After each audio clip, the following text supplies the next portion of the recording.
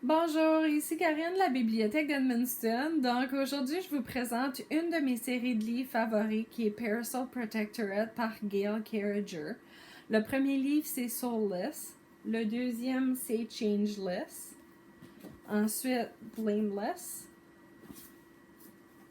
Heartless. Puis Timeless. Donc, c'est des livres qui se passent durant l'ère victorienne.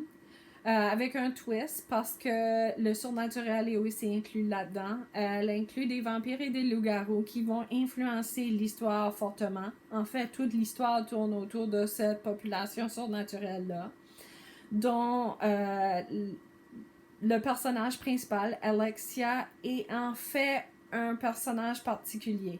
Elle peut annuler l'immortalité de ces êtres-là et annuler leur pouvoir lorsqu'elle les touche. Justement, elle se trouve au milieu de plusieurs complots, plusieurs choses intéressantes qui se passent durant cette période victorienne-là.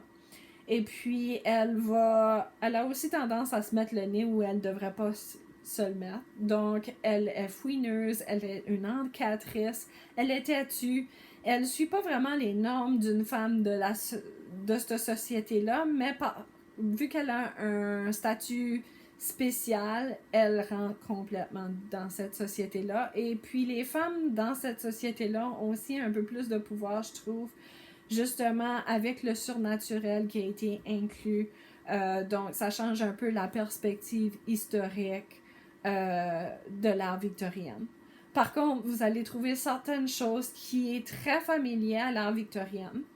Donc, ce qui est très intéressant. Puis ça, c'est fait d'une façon très bien, selon moi, grâce à l'expertise de l'auteur qui est une archéologue aussi. Donc, elle est capable de faire ce lien-là entre l'histoire et le surnaturel. Donc, c'est sûr que je vous recommande fortement cette série-là qui porte plusieurs thèmes, dont des femmes fortes, de l'entêtement, détermination, mais aussi porte un terme particulier pour la communauté LGBTQ+, qui est représentée dans ces livres. Et donc, c'est sûr qu'il y a aussi un côté complètement historique. Donc, je vous le recommande fortement et je vous souhaite bonne lecture et bonne journée.